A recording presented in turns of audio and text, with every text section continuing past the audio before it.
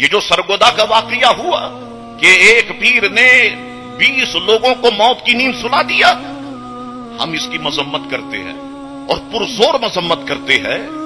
ہم تو مطالبہ کرتے ہیں اگر واقعتاً وہ بندہ اس کام میں ملوث ہے، اس کا کیس فوراً فوجی عدالت میں لے جایا جائے، ٹنگاؤ اس وقت پھانسی کے پھندے پر. اس کو کس نے حق دیا کہ وہ لوگوں کی جانوں سے کھیلتا رہے، وہ لوگوں کی عزتوں سے کھیلتا رہے؟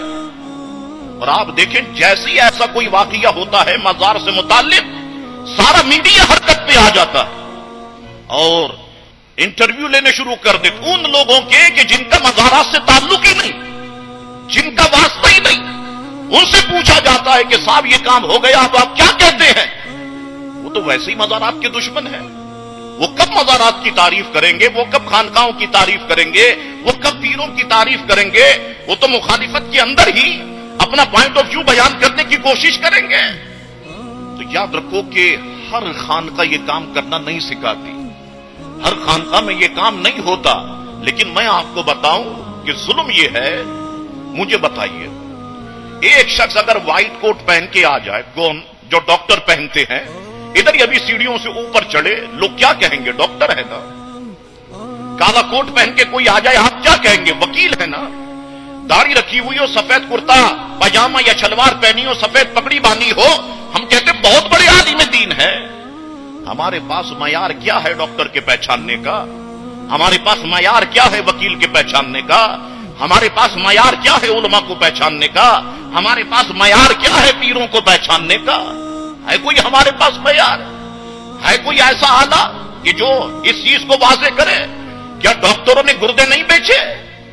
کیا ڈاکٹر غلط کام کرتے ہوئے نہیں پکڑے گئے؟ کیا بیرسٹرز اور وکیل اپنا دین و ایمان نہیں بیچتے؟ کیا کسی نے کہا کہ یہ فیلڈ خراب ہے؟ ہم اپنے بچے کو ڈاکٹر نہیں بنائیں گے، اپنی بیٹی کو ڈاکٹر نہیں بنائیں گے؟ کسی نے کہا؟ لوگ فخر سے کہتے ہیں کہ ہم ڈاکٹر بنائیں گے، ہم اپنی بیٹی کو ڈاکٹر بنائیں گے، بیٹے کو ڈاکٹر بنائیں گے، بیٹے کو وکیل بنائیں گے، بیٹی کو وکیل بنائیں گے. لوگ فخر سے کہتے ہیں، حالانکہ اس فیلڈ میں بھی کام ہوئے. تو یاد رکھو کہ جہاں پر کچھ برے لوگ موجود ہیں وہاں پر اچھے لوگ بھی موجود ہیں، وہاں پر الحمدللہ اچھے لوگ بھی موجود ہیں کہ جو دین کا کام کرتے ہیں، جو اخلاص و للہیت کے ساتھ مخلوق کی خدمت کرتے ہیں.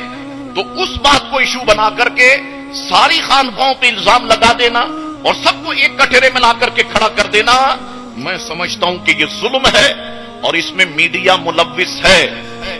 اب میڈیا کا مقابلہ میڈیا پہ بیٹھ کے ہی کیا جا سکتا ہے.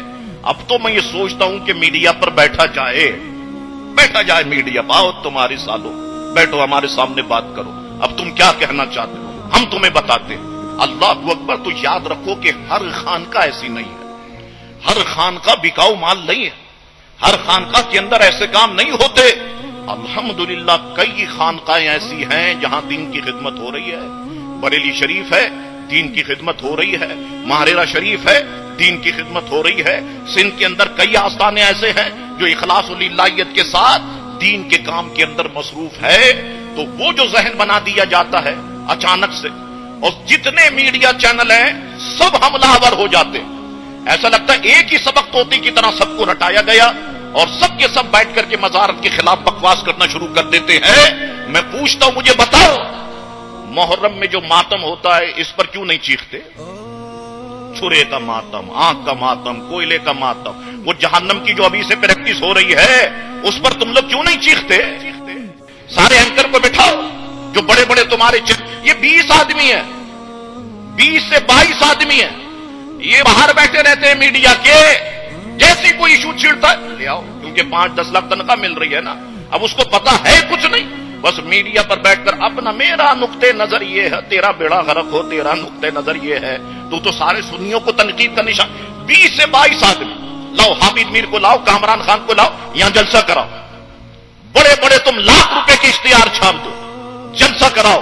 اتنے لوگ جمع نہیں کر سکیں گے جو بغیر اشتہار کے یہ فقیر جمع کر کے دکھائے گا.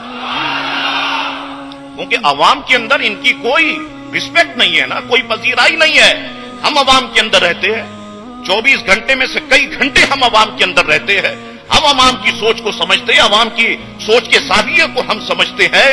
تو یاد رکھو یہ پلاننگ کے تحت مسلک کے اہل سنت و جماعت کو بدنام کرنے کی کوشش ہو رہی ہے.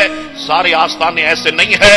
اور میں آپ کو بتاؤں آستانے بکتے ہیں, ہو سکتا ہے بک جائیں, لیکن میں تمہیں سچ کہتا ہوں جب تک میں یہاں پر ہوں یہ آستانہ نہیں بکے گا.